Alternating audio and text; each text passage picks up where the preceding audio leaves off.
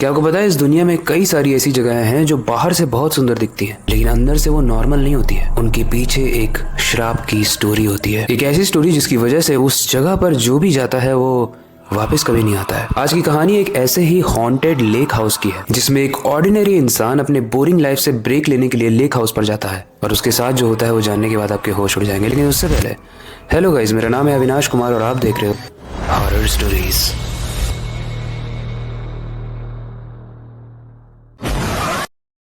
वरुण एक middle class office worker था और अपनी लाइफ से थोड़ा सा ब्रेक लेना चाहता था, क्योंकि वो बहुत बोर हो चुका था वही घिसी पिटी लाइफ से। इसलिए वो इंटरनेट पर कुछ ऐसी जगहें सर्च कर रहा था जहां पर बहुत ज्यादा सुकून है, बहुत ज्यादा शांति है। इसी प्रोसेस में वो एक ऑनलाइन रेंटल साइट में जाता है जहां पर उसे लेक हाउस के बारे में पता चलता है।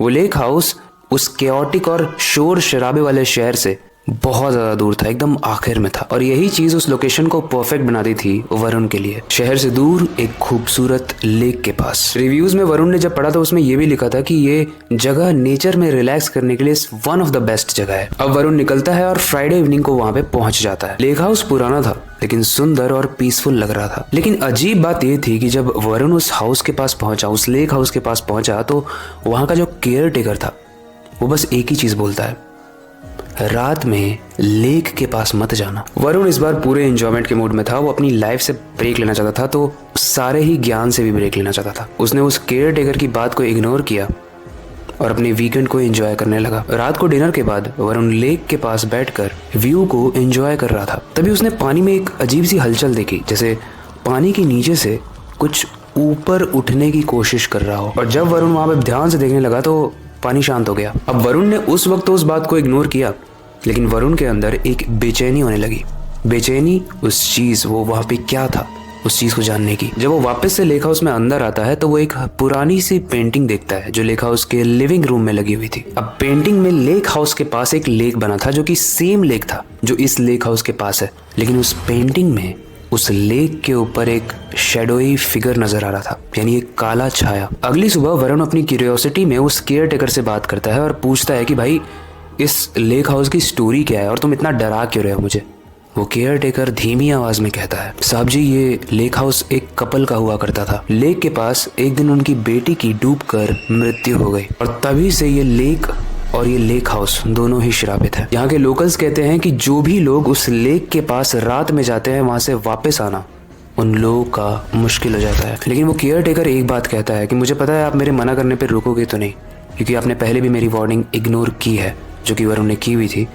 बट आप एक चीज का ध्यान रखना, अगर आप रात में जाते भी हो लेक के पास तो लाइट जलती रहनी चाहिए। वरुण ये सब सुपरस्टिशन समझ के इन चीज को अगेन इग्नोर कर देता है, जो कि ऑलरेडी केयर टेकर एक्सपेक्ट कर रहा था। और उसी रात वरुण उस लेक के पास जाने की सोचता है, स्पेसिफिकली उस लोकेशन पर जहां पर उनकी बेटी की डूबकर मृत्यु हुई थी, क्योंकि वो इस चीज को प्रूव करना चाहता है कि भाई ऐसा कुछ नहीं है। क्योंकि वहां पे व्यू ही बहुत अच्छा था, तो वरुण वहां पर बैठकर एक्सप्लोर करना चाहता था और व्यू का मजा लेना चाहता था। और रात में लाइट कौन जलाता है ये सोच के वो अपनी टॉर्च को भी छोड़ देता है। वरुण जैसे ही उस लेक के पास पहुंचता है वो अपना पैर पानी में डुबाकर आराम से बैठ जाता है। वहां थोड़ी देर तक तो कोई भी नहीं आया था। वरुण बहुत रिलैक्स कर रहा था और वो हंस रहा था उस केयर टेकर पे। कुछ भी बोलते रहते हैं आजकल के लोग। लेकिन थोड़ी ही देर बाद उसे पानी में एक हलचल महसूस होती है और पलक झपकने के बाद जैसे ही वापस वो आंख खोलता है वो देखता है कि एक औरत पानी के ऊपर खड़ी हुई है। वरुण की तरफ उसका फेस था और उसका चेहरा लेक की तरफ था, लेकिन उसके सर से लाल खून निकल रहा था और हाथ और पैर मानो पूरे तरीके से गल चुके हों। वरुण वैसे तो डरा, लेकिन फिर भी उसने हिम्मत करके पूछा कि तुम कौन हो और अचानक से यहाँ पे कैसे आई। वो औरत बस एक ही चीज बोली, तुम्हें यहाँ नहीं आना चाहिए था। उस वक्त हवा तेज चलने लगी और उसकी आवाज में बहुत बड़ी इको थी, मतलब वही चीज बार बार रिपीट हो रही थी। वरुण को लग रहा था कोई साउंड इफेक्ट और वीएफएक्स से उसका मजाक उड़ा रहा है, बट एक्चुअली में सिचुएशन कुछ और थी।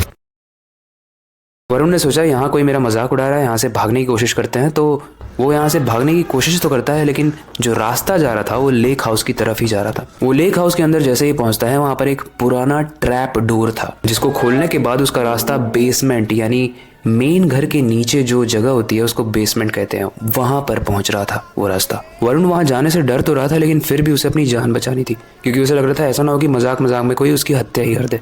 इसीलिए वो उस बेसमेंट में चला जाता है। जैसे ही वो नीचे पहुंचता है वहां पर एक रूम था और उस रूम में एक डायरी रखी थी। वो डायरी एक औरत की थी, वो औरत जो कभी एक लड़की हुआ करती थी, जिसके माँ बाप ने उसे डुबो कर मार दिया।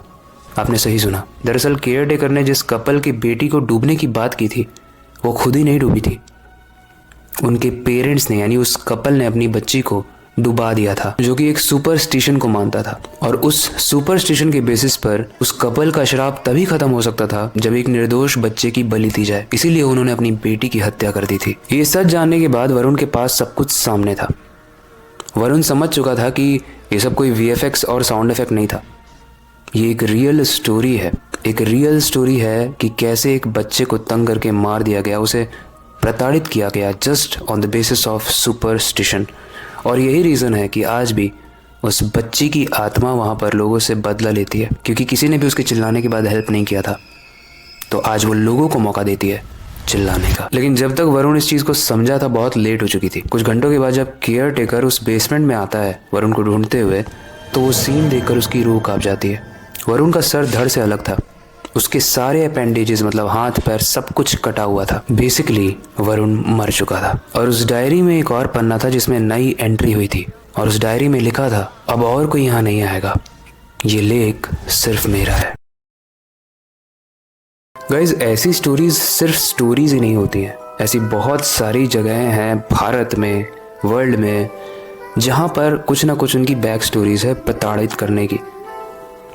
और ऐसी जगहों पर हमें मजाक या एंटरटेनमेंट पर्पस से नहीं जाना चाहिए। पीसफुल पर्पस से गया था, वो पीस में चला गया। वेल, आई होप आपको ये स्टोरी अच्छी लगी होगी। इससे रिलेटेड कोई फीडबैक है तो आप कमेंट सेक्शन में बता सकते हो। बाकी वक्त आ चुका है इस स्टोरी को एंड करने का और नई सुपर इंटरेस्टिंग स्टोरी पर काम शुरू करने का। लेकिन जाने से पहले मैं बस एक ही चीज़ कहना चाहूँगा, अपनी क्यूरियोसिटी को डाई मत होने देना। नई चीज़ें सीखते रहना, अपने बेड के नीचे और खिड़की के बाहर ज़रूर देख लेना। मिलते हैं अगली वीडियो में।